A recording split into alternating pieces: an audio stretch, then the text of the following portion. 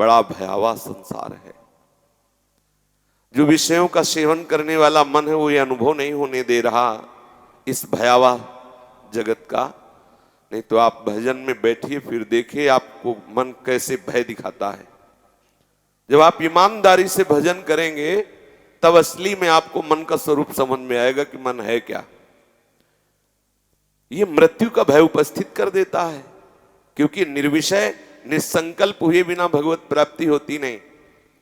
तो निर्विषय निसंकल्प के लिए बार बार चित्त वृत्ति को शरीर संसार से हटाकर जब हम परमात्मा चिंतन में, प्रियालाल के चिंतन में लगाते हैं तो मन निर्विषय होने लगता है। ये घबराहट पैदा कर देता है। ऐसे ही बिना किसी प्रयोजन के भय, घबराहट, विशेष चिंता, विशेष क्लेश, ऐसा लगता है चारों तरफ अंधकार है, कोई हमें आश्रय देने वाला नहीं। बड़ा भयमयी स्थिति आ जाती है। जब कोई ईमानदारी से भजन करता है, तब की बात कह रहा हूं।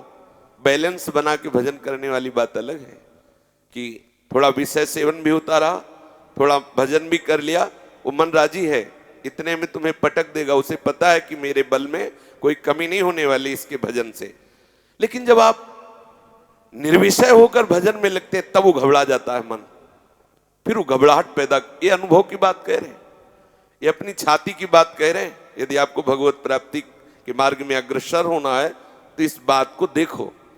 जो हमने मन को पढ़ा है, मन को, जो हमने मन को देखा है, जो हमने मन की सुनी है, जो हमने मन का अनुभव किया, वो आपको बता रहा हूं।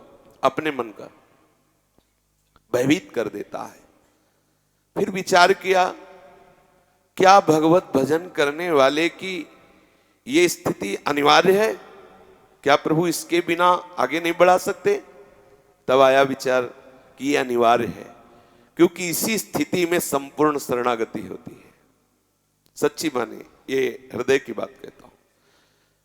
इतनी नीरसता, इतनी उदासीनता, इतनी खिन्नता, जब मन को मरना होता है ना, तो उसके सामने ऐसी परिस्थिति पैदा की जाती है भगवत विधान से, उसको कहीं ठौर नहीं मिलता। कहीं, किसी ग्रंथ में, किसी पंथ में, किसी दृश्य में, किसी वस्तु में, किसी व्यक्ति में, किसी स्थान में, कहीं नहीं। एक विशेष खिन्नता, एक विशेष उदासीनता। तब अंदर से उत्तरा हिमाम प्रभु, मुझे उबारो। ये अंदर की बात। एक होता है बाहर की विपत्ति से उबारो, एक होता है अंदर का। संपूर्ण मार्ग अवरुद्ध हो चुका है, अंधकार ही अंधकार, जिधर दृष्टि डाले अंधकार ही अंधकार। अगर एक कोई रास्ता दिखाई देता है तो हरि शरणम, हे प्रभु, हे करुणा में प्रियालाल।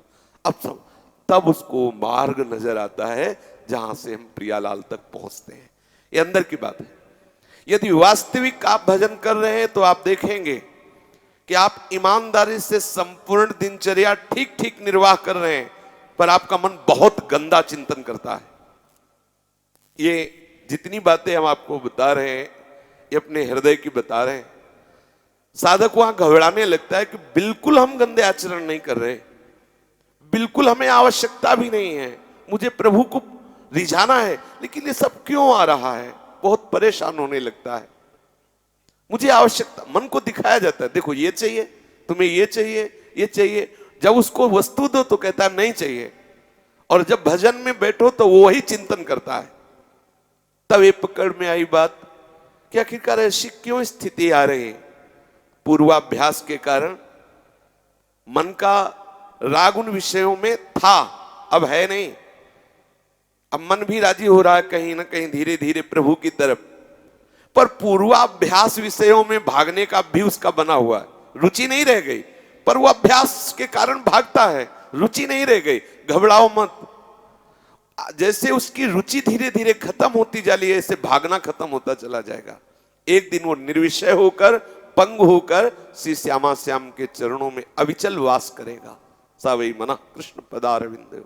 लेकिन यहां तक पहुंचने के लिए बहुत ही घबराहट पैदा होती है। ये अंदर की बात कह रहा हूं, पढ़ी लिखी बात नहीं कह रहा। ऐसी घबराहट पैदा होती है कि मतलब कुछ समझ में नहीं आता कि करे तो क्या करे। अब उसे प्रियालाल के श्री चरणों का कोई सुख तो मिला नहीं, विषय में अब रुचि रह नहीं गई, कोई अंदर से पकड़ आ नहीं रहा बात। अब वो उस समय जो घबराहट होती है वो मन के मरने की दशा होती है। मन ही मार तन हारि के वृंदावन में गाज, मन मारिया तन बस में कीना, हुआ भरम सब दूर। यही साधक घबरा जाता है और विषय सेवन करने लगता है। ये एक ऐसी स्थिति है जहां साधक घबरा जाता है और वो विषय प्रपंच, दूसरे की निंदा करना, दूसरे के गुण दोष देखना, या शब्द स्पर्श रूप रसगंध किसी भी विषय को स्वीकार, जहां विषय स्वीकार किया तहां मन में दोष पैदा हो गया। हर्ष रूपी दोष पैदा हुआ, वो उदासीनता गई। जहां वो उदासीनता गई तो जो मार्ग मिलने वाला था भगवत प्राप्ति को, फिर वहीं रुक गया। अब साधक सोचता है कि चलो किसी तरह जिए, बस ये बहुत बड़ी कमी आ गई। ये बहुत ध्यान देने का विषय है। प्रार्थना है इसे तर्क शून्य होकर के स्वीकार किया जाए। इसलिए हम एक एक वृत्ति को निर्विषय करने, हमारी साधना यही है।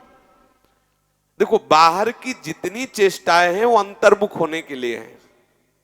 हम बाड़ी पाठ कर रहे हैं, श्री जी की सेवा कर रहे हैं, हम कीर्तन कर रहे हैं, इन सब का फल ये है कि हमारा चित्त जो है किसी भी शब्द स्पर्श रूप रसगंध प्राकृतिक भोगों में ना जाकर शब्द स्पर्श रूप रसगंध प्रियालाल की तरफ हमारा मन जाने लगे, हमारा चित्त जाने लगे। ये हमारी साधना का उद्देश्य है।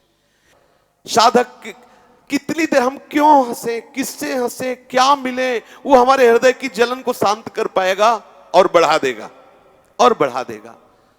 तो सच्ची मानिए, बहुत सावधान, जब चढ़ाई पे हो मन ना, तो उस समय साधक बहुत सावधान रहे। बिल्कुल मन उस समय घबराहट में होता है, एकदम मन को लगता है कोई तो मुझे सहारा दे दे, उसी समय और बिल्कुल निरपेक्ष हो जाओ। वो मरने जा रहा है, अर्थात वो निर्विषय होने जा रहा है, वो प्रियालाल के योग्य बनने जा रहा है। बिल्कुल साधक उसी समय कड़ा हो जाए, ढिलाई होने की जरूरत नहीं, रोने का मन करेगा।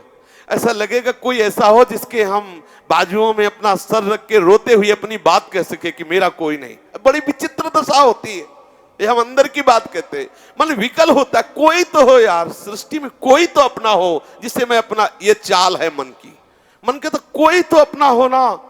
अब वो मन जो अपनापन चाह रहा है वो जिंदा रहने के लिए, वो मरना नहीं चाहता। अरे इतने सुंदर युगल सरकार, इतनी सहचर्या, तुझे इतना नहीं दिखाई दे रहा कि ये तो तरस रहे कि तू मेरा बन जा, और तू अभी कह रहा कि मेरा कोई तो अपना पल हो जाए। ये चाल है मन की, फंसाने की चाल है। सावधान रहे साधक, उसी समय और कड़ा हो जाए, उदासीन हो जाए। और अब इसके बाद जो धरा आएगी, नाच पड़ोगे, नाच पड़ोगे। बिल्कुल विश्वास मानना, फिसलना नहीं। ऐसी महामहिमामय स्थिति आएगी, सारा जगत भगवत स्वरूप अनुभव आने लगे।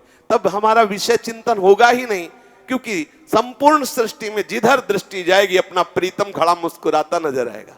ये स्थिति आ जाएगी।